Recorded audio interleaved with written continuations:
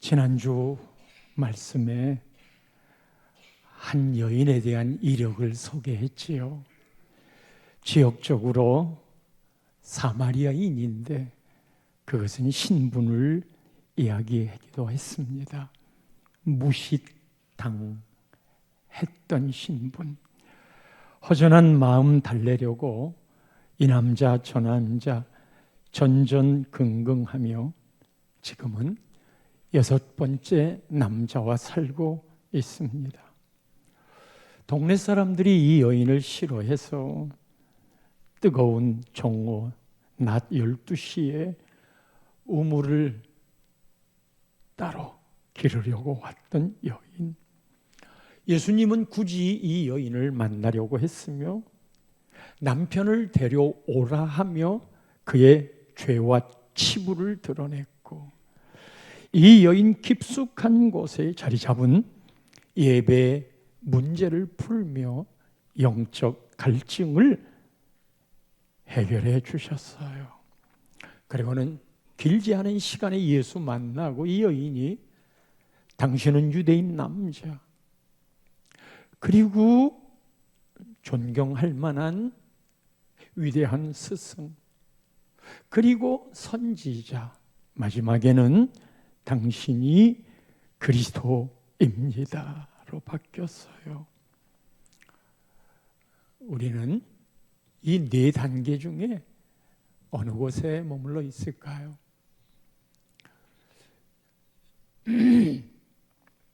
유대인 남자, 위대한 스승, 선지자, 나의 구주, 나의 주님, 어느 자리에 머물러 있나요? 이 여인이 예수를 만났어요. 진짜 만났어요. 그리고 어떻게 되었을까요? 예수를 만나면 우리 삶에 어떤 변화가 있을까요? 28절 말씀을 보면 첫 번째 변화가 물동이를 버려두었어요. 물 길러 왔지 않아요. 굳이 이 말을 표현한 건 물 길러 왔는데 이 물 길는 인보다도 더 중요한 것을 발견했어요. 그렇게 되면 지금까지 내가 추구해 왔던 이 물동이가 의미가 없어져요. 그리고 더 큰 의미를 찾아가지요. 야곱의 우물을 먹는 건 매번마다 갈증이 있을 때 와서 먹어야 되지만 영생하도록 솟아나는 샘물인 예수를 만나니 물동이가 더 필요 없어요. 인생의 가치관이 바뀌면 내가 소중하게 생각했던 것들이 그렇지 않다는 판단을 하게 됩니다. 삶이 바뀌었어요. 인생의 가치관이 변했어요. 미국 어느 명문대에 한국 유학생들이 수재들이 그 대학을 갑니다. 가서 박사학위를 받고 장래가 촉망한데 그곳 캠퍼스에서 선교 단체에서 전하는 예수를 만나고 그리고는 유학 온 이유도 잊어버리고 예수를 위해 살겠다고 사역자나 선교사로 떠납니다. 그 소식을 알고 있는 부모님들 간에는 초긴장을 하는 거예요. 저거 예수 믿고 사람 변하는 거 아니야. 믿는 부모님들까지도 유학 가가지고 어떻게 그렇게 바뀌는 거야. 그런 마음으로 물동이 버려둔 것에 대해 안타까움을 표현하지요. 우리 임금옥 권사님 이제 그 앞에 고 임금옥 권사라고 이름이 붙여집니다만 돌아가시고 난 다음에 시신을 기증을 했어요. 또 의대에서 필요한 시신 연구를 했겠죠. 다 하고 난 다음에 목요일 날 화장을 하도록 했어요. 시신까지도 전부 다 내놓은, 아낌없이 다 드린 인권사님을 기억하시는, 그리워하는 몇몇 교인들이 함께 가서 화장 예배를 드렸습니다. 그리고 남편이 모셔져 있는 납골 땅으로 자녀들이 모시고 갔어요. 6월 한줌.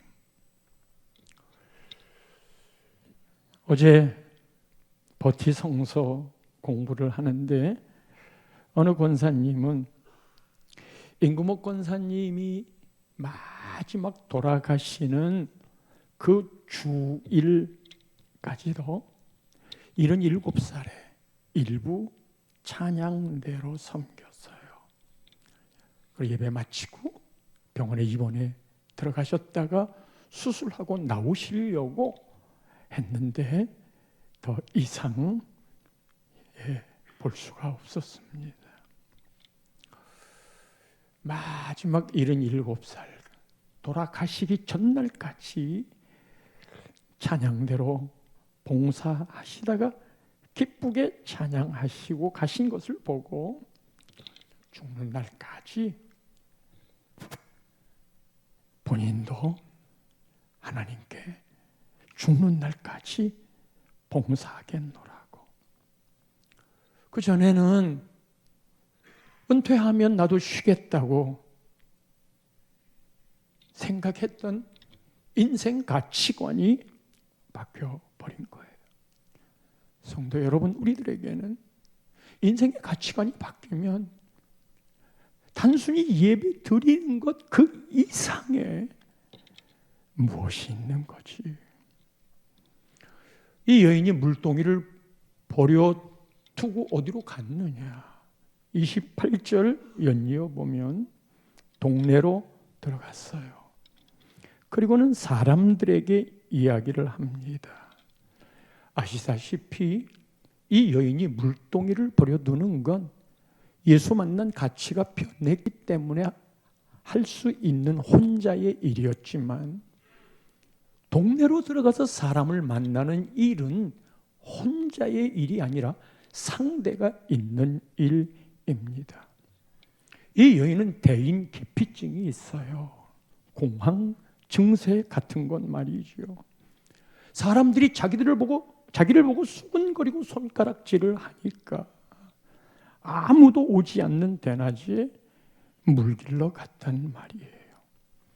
요즘 혼자 방 안에 틀어박혀서 밖을 나오지 않고 살아가는 은둔자 같은 사람이 점점 청년들을 중심으로도 늘어나고 있어요. 사람 만나기가 싫은 거예요. 그런데 이 여인은 예수를 만나 대인 기피증 치료를 받았어요. 그들 앞에 공황 증세를 물리쳤어요. 사람들이 자기에게 손가락질하고 욕하고 흉보는 것이 문제가 되지 않았어요. 성도 여러분, 예수를 진정 만나면 여러분의 대인 기피증 해결됩니다. 공황 증세가 고치는 것이 쉬운 일은 아니에요. 자기 마음대로 되는 일도 아니고요. 약의 의료의 도움을 받는 것도 참 유익한 일이지요. 그런데 그게 내 마음대로 안 돼요. 근데 이 여인은 병을 고쳤어요. 우울하셔요. 정말 예수 만나면 떠나요. 이 공황 증세라는 게 이게 사람이 갇힌 것 같은 그런 곳이 되면 막 내 마음 가눌 수 없는 두려움들이 엄습해 오고 터널을 지난다든지 아니면 지하철에 사람들이 많은 곳에 있다든지 어두운 곳에 있다든지 MRI 촬영 같은 거 할 때 그 캡슐 안으로 들어간다든지 그럴 때 가슴이 꽉 막히는 거예요. 근데 여러분 그거 아세요? 아무도 없는 캄캄한 곳에 나 홀로 있을 때의 평안 말이에요. 애들 보면 어디로 숨어? 커튼 뒤로 숨어? 책상 밑으로 숨어? 장롱 안에 숨어? 아주 재미있어요. 어두운 곳이 있지만 그것에 숨는 게 재미있는데 왜 어른이 되어서 그런 폐쇄 공포증 같은 마음을 갖게 될까? 나이가 들면 자식도 다 떠나고 배우자도 떠나면 홀로 남잖아요. 사람이 같이 어우려 산다는 게 얼마나 위로가 되고 힘이 돼요. 그러나 언젠가는 홀로 있을 때가 있는데 그때에도 여러분 마음의 평안이 있는지, 그게 진정한 은퇴의 준비이고 그것이 하나님과 나 사이에 단독자로 만날 때 주변에 누가 없어도 내 마음의 평안이 있는 거, 예수 만나야 해결될 수 있는 일이니 성도 여러분, 현대인들은 많은 우울증, 사람을 만나고 싶어 하지 않는 그런 증세들이 있어요. 하나님의 형상의 영이 아닌 거예요. 그럴수록 사람을 두려워하지 말고 내 안에 예수를 살려내십시오. 내 안에 믿음의 본질들을 회복시키십시오.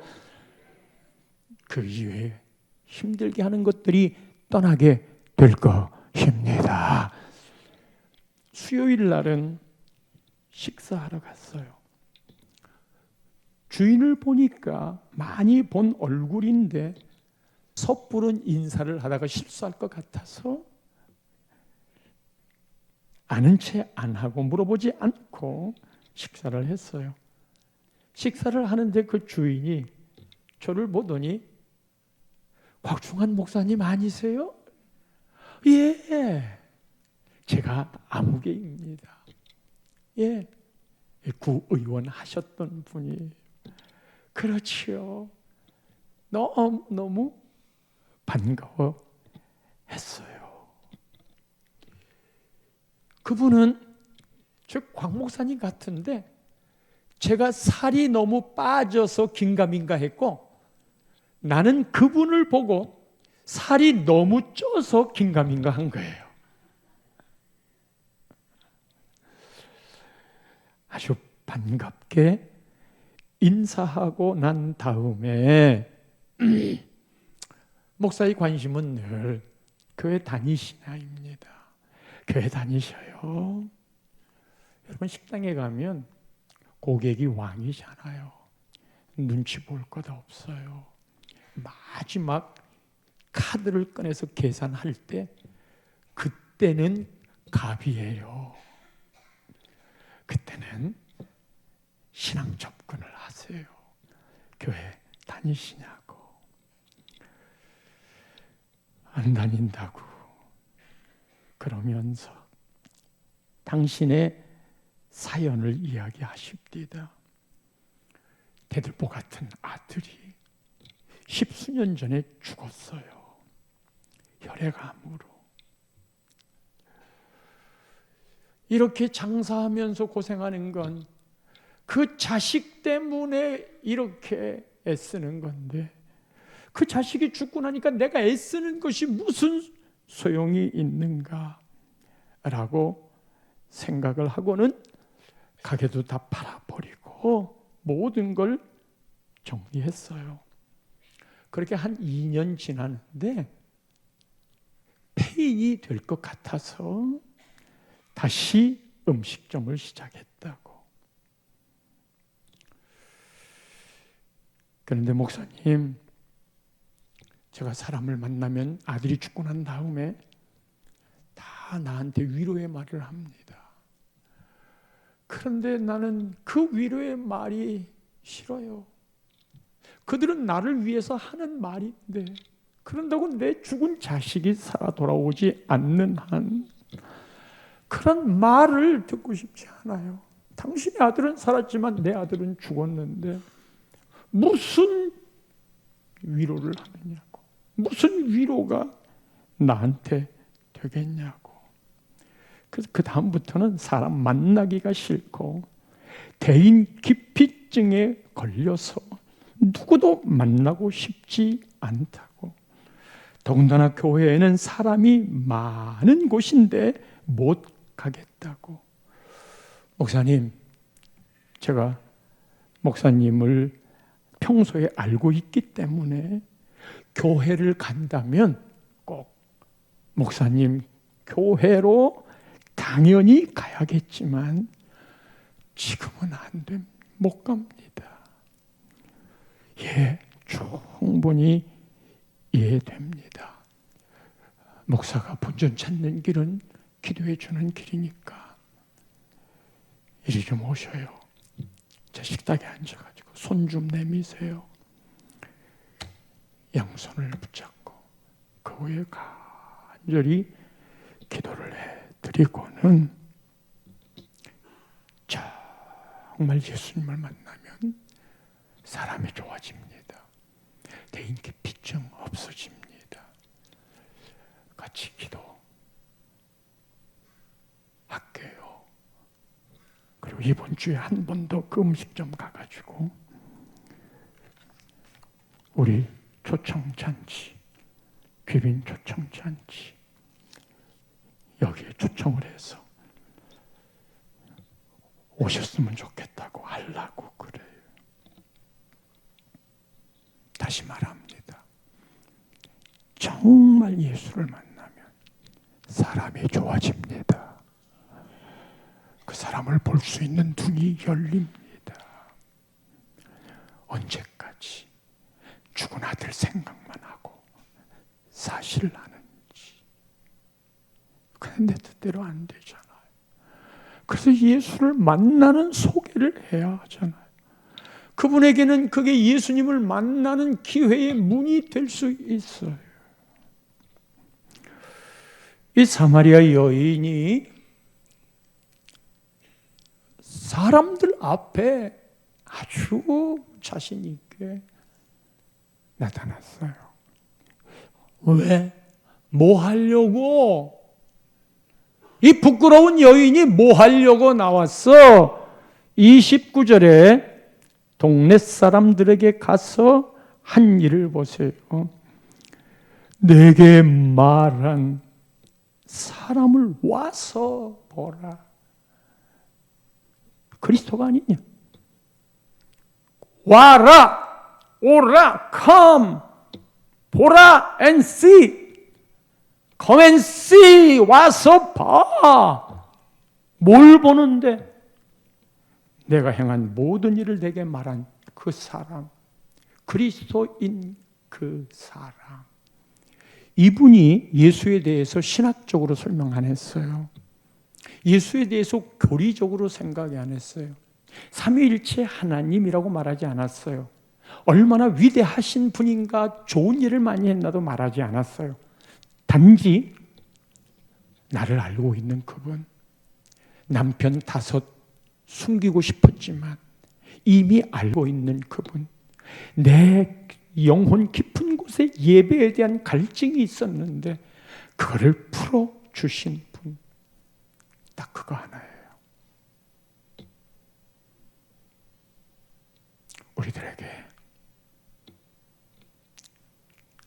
주님이 나를 알아, 그 고백이 있느냐 이거예요. 내가 주님에 대해서 많은 건 몰라. 전도할 말문이 막히는 건 그 사람들이 나한테 물어보면 내가 해줄 말이 없어. 그 사람들이 나에게 물어보면 성경을 제대로 몰라서 답을 못 해줘. 그러니까 지금 말고 내가 더 성경을 열심히 알고 그런 질문을 하면 내가 답해 줄 수 있을 때 교회 가자고, 예수를 믿자고 이렇게 얘기할 거야. 그래서 몇 년 동안 예수 믿어도 단 한마디도 교회 가자고 말 못하는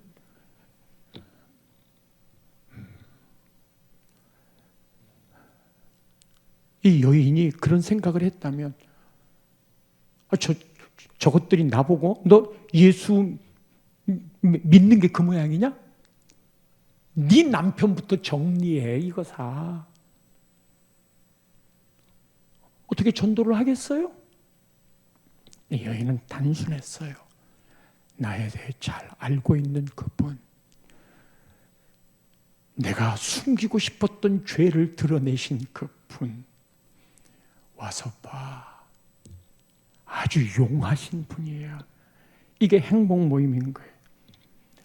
영적인 것을 이야기하는, 우리가 갈 길을 몰라 할 때 길이고 진리고 생명이라고 말씀하신 그분, 그분께 와봐. 그게 행복 모임으로 요청하는 거예요. 내가 다 판단해 이미 안 될 거야. 물어보면 답 못 할 거야. 딱 하나만. 나를 알고 계신 그분. 그분의 나의 결론은 그리스도 메시아야. 내가 해줄 수 있는 말은 그냥 그대가 와봐. 와봐. 물동이를 버려둔 이유는 동네 사람들에게 가려고. 동네 사람들에게 간 이유는 예수님 전하려고. 다음 주가 귀빈 초청 주일입니다. 성도 여러분, 공동체라고 하는 건 영적 유익을 위해 함께 가는 거예요. 물론 거기에 교인들의 여러 형편들이 다르니까 단일화할 수는 없지만, 우리는 지금 같은 비전을 가지고 같은 설교 말씀을 들으며 그 목적지는 온전한 믿음으로 하나님 나라에 제대로 설 수 있도록 해나가는 오직 이 믿음의 일들을, 영적인 부분들을 나눔의 교회는 한 공동체로 갖고 가는 거예요. 그러기 위해서는 교회마다 하는 일들이 있잖아요. 1년에 2차례 영혼 초청을 한단 말이에요. 그러면 내가 다른 때도 전도하겠지만 이 힘들이 하나로 묶여지는 건 영혼 초청을 하는 건데, 이미 우리는 3년 동안 아무것도 할 수 없었어요. 그리고 다시 발동을 거는데 이 3년의 여파들이 끝없이 나를 붙잡고 있는 거예요. 혹자는 속으로 그런 걸 왜 합니까? 우리끼리도 신앙생활 잘 할 수 있는데 왜 다른 사람들까지 그렇게 간섭해서 예수 믿자고 힘겹게 하는 겁니까? 혹이라도 이런 생각을 하셨는가요? 그래서 나하고는 상관이 없는 일이라고 생각을 하고 계시는 건가요?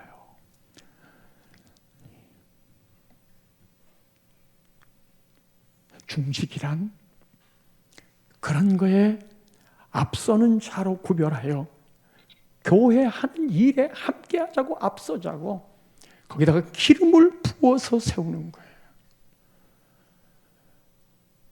그렇다면 다음 주가 영혼 초청 주일이면 내가 일을 어떻게 할까? 사실 여러분, 나 혼자 오는 것도 힘들어요. 근데 교회에서 다른 사람들을 데리고 오라고 그러니까 이 말 하는 담임 목사도 힘들어요.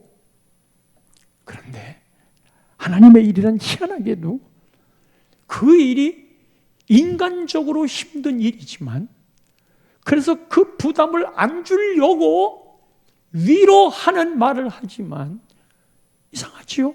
그 부담되는 일이 나에게 정말 다른 기쁨을 주는 거 아셔요? 이게 영혼의 일들인 거예요. 그리고 얼마나 그걸 같은 마음으로 집약하느냐 하는 게 그 교회의 영적 실력이 되고 이것이 전체적으로 교회의 시너지로 나타나는 건데, 성도 여러분, 교회의 여러분 섬기고 봉사하고 일하는 것에 봉급을 받습니까? 헌금을 오히려 하지 봉급 받는 거 아니잖아요. 이걸 강요할 수 있는 거예요.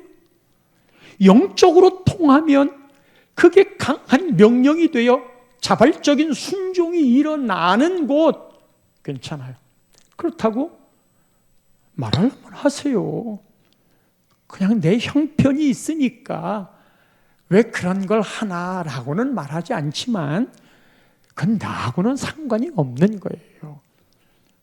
그럴 수도 있지요.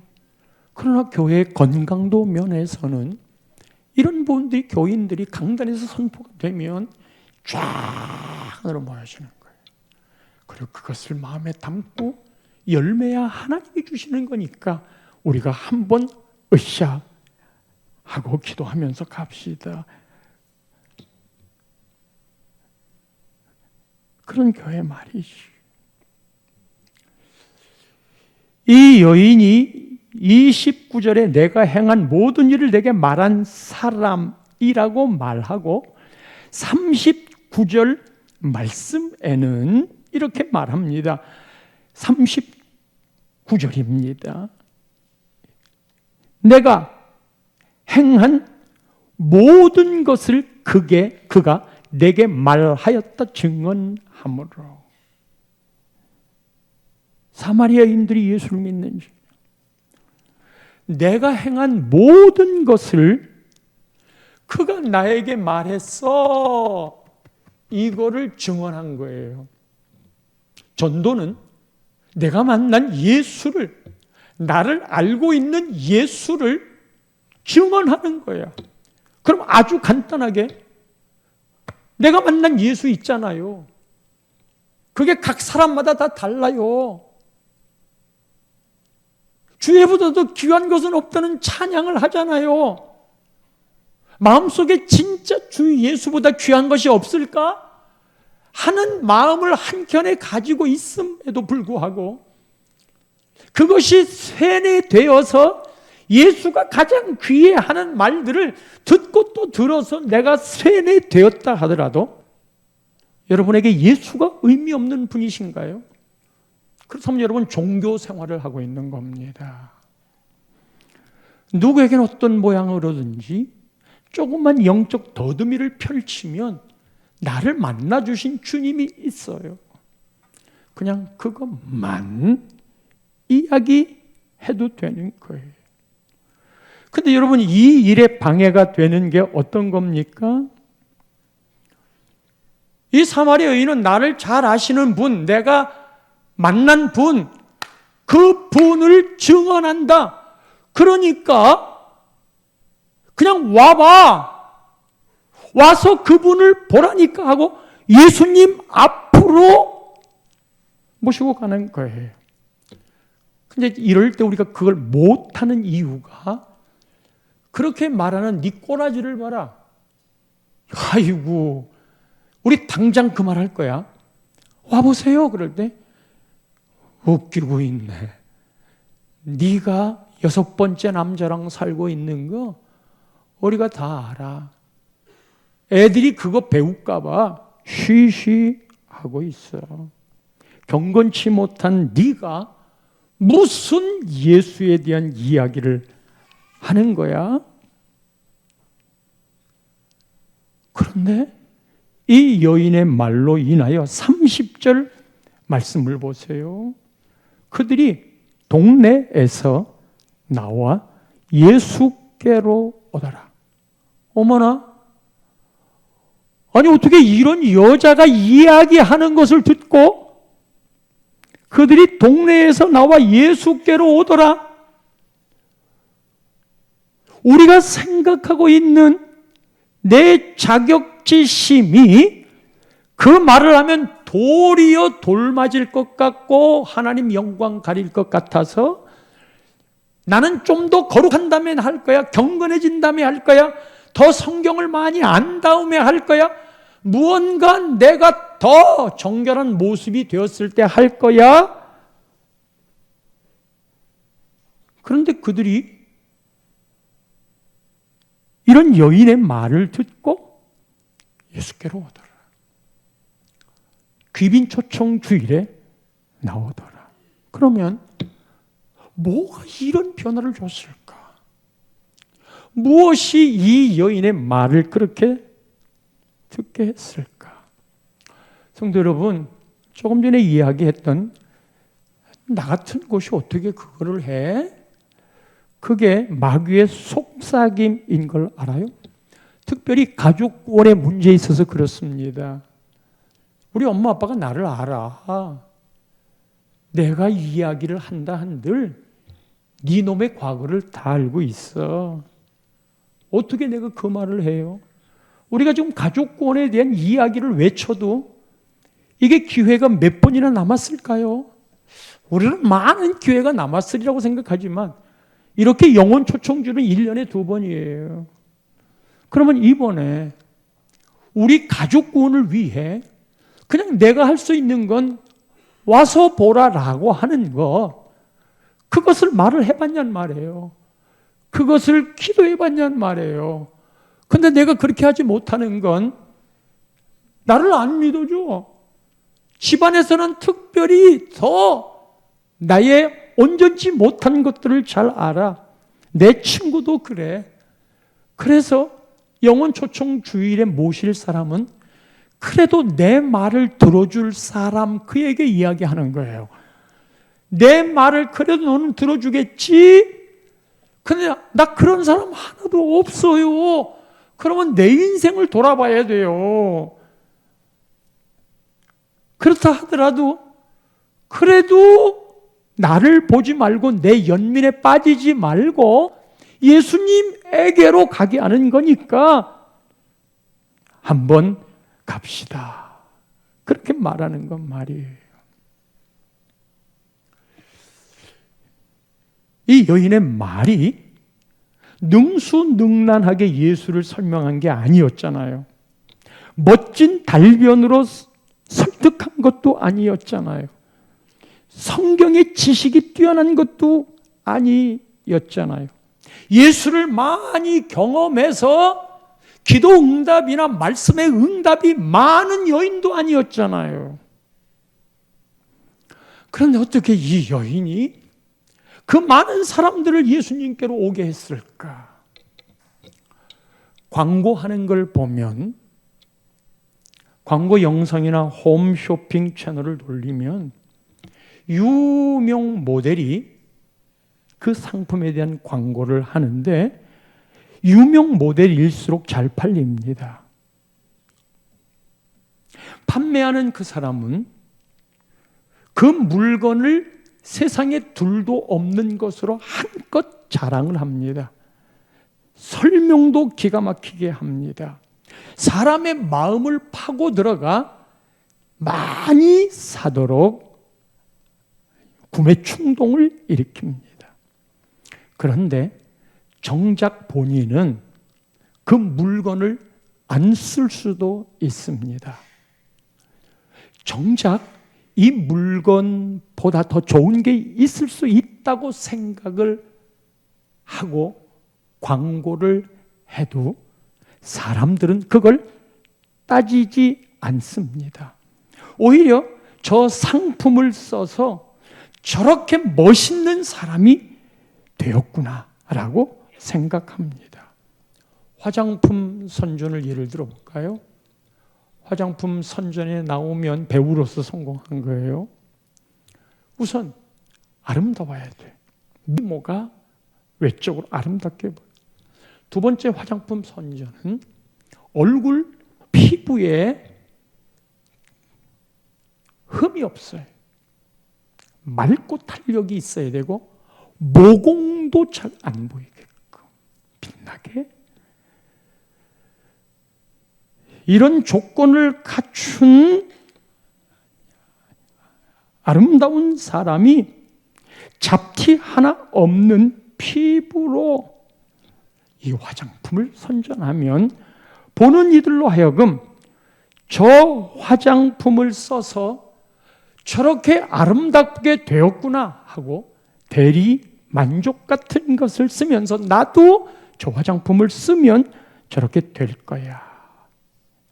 아름다워질 것 같은 생각을 해요. 그러나 모델은 그 화장품에 대하여 확신하지 않더라도, 그리고 심지어 그 화장품을 샘플로 준 것마저도 쓰지 않더라도 다른 사람에게는 그것이 가장 좋은 것으로 그 매출의 충동을 일으킬 수 있는 거예요. 예수라고 하는 상품을 팔 때 멋지게 예수님을 설명할 수 있어요. 그리고 설교자가 그렇게 말한 대로 청중들이 움직여질 수 있어요.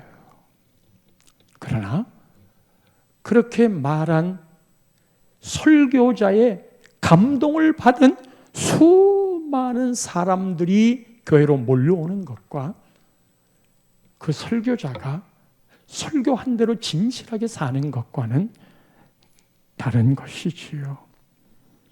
신천지 이단은 철저한 이단입니다. 그리고 자기들이 거짓말하는 것도 그들은 압니다. 그러나 그것을 멋지게 포장해서 사람들에게 신천지를 팝니다. 그리고 많이 몰려오게 합니다. 그리고 뒤로는 자기들의 입속을 모두 챙기고 있습니다. 진실하지 않습니다. 혹이라도 신천지 이단과 연결되신 분들이 있습니까? 큰일 날 일입니다. 어떤 달콤한 말로 이야기를 하더라도 탈출해야 됩니다. 가까이 하지 마십시오.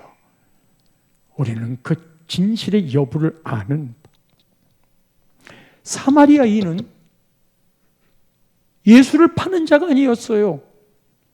그를 통해 예수를 믿게 하는 자가 아니었어요. 자신이 만난 그 예수님을 진실되게 드러내는 것이었는데, 이 진실 속에는 자기 자신의 추한 모습, 죄의 모습까지 포함되어 있는 거예요. 예수를 팔려고 했던 것이 아니라, 그래서 많은 사람들을 예수께 오려고 했던 게 아니라, 그에게는 그런 실력 있는 모델이 아니었음에도 불구하고 그가 만난 예수를 진실하게 드러내어 사람들이 예수께 오게 하였은즉, 전도라고 하는 것은 다른 사람으로 나를 통해 예수를 믿게 하려는 것이 아니라 내가 믿는 그것을 진실하게 드러내는 것이 전도인즉, 와서 보라, 여기 진실이 있습니다. 그것은 자기를 공격할 만한 사람들 앞에서도 그 진실은 통한다는 것. 이 진실에는 내가 만난 예수로 인한 열정, 그 패션이 그 안에 있다는 것. 그것은 곧 간절함으로 나타나는 것이어서 길거리에 약을 파는 사람들이나 어르신들에게 영양 있다고 하는 것을 파시는 분들을 보면 의료기구까지라도 이 가짜를 진짜처럼 팔아요. 근데 우리는 진짜 복음을 가짜를 파는 것처럼 눈치 보며 살아요. 이 진짜 약을 진짜 약으로 파는 것이라면 나한테 진실함으로, 이것은 곧 간절함으로 이어지는 거고, 영혼 초청 주일도 그런 의미의 진실함, 졸듯 바라보지 말고 이 진실함이 나의 인격의 열악함을 뛰어넘어 엄습하는 그 영적 권위를 보여주는 거거든요. 내가 너를 보니까 나보다 못하거든, 형편없거든. 근데 네가 말할 때 그 불붙는 것 같은 그 확신은 뭐지?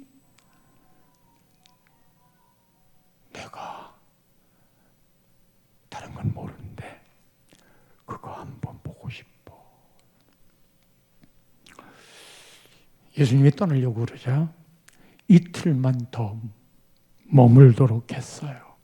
이틀을 더 유하셨어요. 그리고 41절에 예수의 말씀으로 말미암아 믿는 자가 더욱 많았어요. 자, 이 여인이 와서 보라고 그랬어? 사람들이 왔어. 그런데 예수를 만난 건 예수의 말씀으로 말미암아 믿는 자가 더욱 많다고 그랬어요. 이틀 동안 말씀을 대하고 예수를 믿었어요. 이 여인은 예수를 믿게 할 수 없어. 그러나 예수께 오게 할 수는 있어. 그럼 예수를 믿는 건 뭐냐? 예수님의 말씀인 거예요. 그러면서 이런 고백을 42절에 합니다. 사마리아 여인에게 말합니다.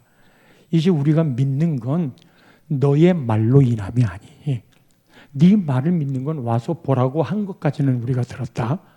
그러나 네 말 때문에 예수를 믿는 게 아니라 이는 우리가 예수의 말씀을 친히 듣고 그가 참으로 세상의 구주이신 줄 알미라. 그래서 우리가 예수를 믿는 거다. 그러니까 예수를 믿는 건 예수님의 말씀을 들어야 돼요. 그러니까 여러분, 남편의 변화도 일단 예수의 말씀을 듣게 해야 돼요.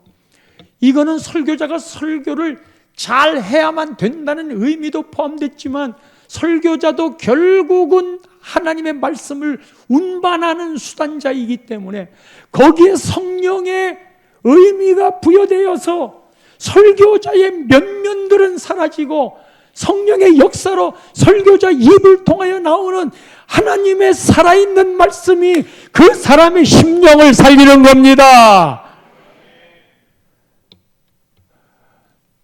그래서 내 말로 변화시키는 게 아니에요. 동기부여는 해줘요. 그렇다면 영혼 초청 주일 우리 다음 주에 다 올 거 아니에요. 내가 가자고 했는데도 안 오면 가슴 확 피고 오세요. 그게 내가 할 수 있는 일은 아니니까. 그러나 신경 안 쓰고 오신다면 아유 목사님 나 혼자 예수 믿는 것도 힘든 세상인데 왜 내가 교회 오는데 다른 사람 안 데리고 왔다고 눈치 보게 만들어요? 정죄하지 않았어요. 괜찮아요. 그러나 그거 다 괜찮다고 위로만 하고 끝나면 어찌 우리의 삶이 변화가 되겠어요? 그러니까 이런 하소연을 하는 거예요. 교회란 같은 비전을 가지고 전부 우리의 영혼, 우리의 믿음을 세우는 일이고 우리는 그 믿음 외에는 가치 부여가 또 다른 것이라고 생각하기 때문에 우리가 우리의 믿음을 키우는 방법들이 뭐냐? 교회에서 그 방향을 향하여 무언가 하는 거예요. 그래서 청소전도도 하자고 하고 이 뻥튀기 전도도 하자고 하고 그래서 지난주 금요일 날 우리 같이 기도합시다. 전교인이 한 달에 한 번 기도합시다. 거기에 누가 나와야 되냔 말이에요. 다 피곤해. 다 기도하기 싫어. 그 나하고 상관이 없어. 물론 하나님은 거기에 순종하는 몇몇 사람들을 통해 그 부분에서는 또 다른 건 또 다른 영역이고 그 부분의 것들을 하나님이 그렇게 은사자들을 중심으로 이끌어가는 거예요. 중요한 건 내가 거기에 참여하느냐 안 하느냐 그건 하나님과 나 사이의 관계로 남는 거고요. 그건 교회가 그런 일을 하자고 그럴 때에는 특별히 첫 번째 중직 셀 리더 마음을 담아야 돼요. 그렇다고 재직이 예외인 줄 아셔요? 그래야 교회가 건강한 교회가 되는데 근데 이거를요 저도 말 안 해야 되겠다는 생각을 해요. 왜냐하면 말할수록 지겨운 거예요. 전도합시다 듣기 좋아요? 기도합시다 듣기 좋아요? 말씀 봅시다 듣기 좋아요? 그럼 듣기 싫은 말을 감동도 안 주면서 담임 목사가 자꾸 이야기하면 교인들 마음만 눌리게 하고 그게 정죄의식으로 가버리면 예수 믿는 게 무슨 재미가 있어요? 그래서 그런 말을 안 하겠다 해버리잖아요. 또 그게 신앙인 줄 알아. 내가 그냥 신앙생활 잘하는 줄 알아. 그렇게 세월을 넣어서 하나님 앞에 서는 날이 금방 다가와. 그러니까 입 다물고 있을 수도 있는 거예요. 단지 우리가 그런 일을 할 때, 야, 우리 의미가 있는 거니까 재미있게 함께 하자. 서로 등 두드려주면서, 아이고 집에 있으면 텔레비나 보고 잠이나 자지. 한 달에 한 번 나라와 민족이 어렵다며. 교회 아픈 사람도 많다며. 내 가정, 직장에 자식의 문제 해결할 게 있다며. 근데 이 기도라는 건 흩어지는 것보다 함께 모여 있을 때 그 기도회를 끝나고 많은 기도 시간을 갖지 않더라도요, 가는 사람이 얼굴을 보면 천사라니까. 다 기도하고 가는 사람들 얼굴 보면 좋아, 싱글벙글해. 그게 내 영혼의 만족을 누리기 때문인데 안 하면 없는 거지. 그리고요, 이런 기도회는 멀리 있어서 올 수 없는 사람들은 어쩔 수 없어요. 안 하는 것보단 낫지요. 그래서 괜찮아요, 하라고 그래요. 근데 이런 기도는요, 함께 힘이 모여줘야 돼요. 같이 모여있을 때. 이 정도만이라도 금요일날 기도회가 이루어지면요, 우리 교회 들썩들썩해요. 그래서 나 이거 광고 안 할 거야. 그냥 하나님이 오실 만한 사람 오시게 해줘. 이런 생각을 갖게 되는 게 이미 잊어버린, 그것도 그게 큰 문제의식이 없는 건 3년 동안 그렇게 돼서 이제 이거를 막 읽고야 되는데, 여러분 지난주에는 우리 출애굽기 하나님의 구원 경영, 거기 성경 공부하는 분들이 따로 성막센터를 갔어요. 성막 그거 한번 꼭 봐야 되는 건데, 그런데 그런 걸 광고를, 성경 공부 광고를 해도 코로나 끝이라 참 그렇지만 몇 사람 안 모여요. 그런 거 해야 돼. 영혼이 산다니까. 그리고 여러분들에게 끝없이 기운을 주고 격려하고 위로하고 예수 재미있게 믿게 하면서 그것이 나오는 힘들을 끊임없이 유지해 주는 거거든요. 그러면요, 다음 주에 있을 이것도 여러분 막 기대해야 돼요. 일단 첫 번째로, 내가 사람도 못 데리고 가는데 가고 싶지 않네? 그거 속는 거예요. 하나님, 제가 누구를 데리고 갈까요? 예수 믿을 사람을 만나게 해주세요. 기도해 보세요. 그리고 얘기했는데도 못 오면 괜찮아요. 그것도 하나님이 하시는 일이니까. 그리고 와서 같이 다 교인들을 두고 우리가 막 힘을 얻어야 돼요. 우리 교회는 막 부흥된다. 영으로 막 살아난다. 그 은혜 누릴 수 있기를 축원합니다.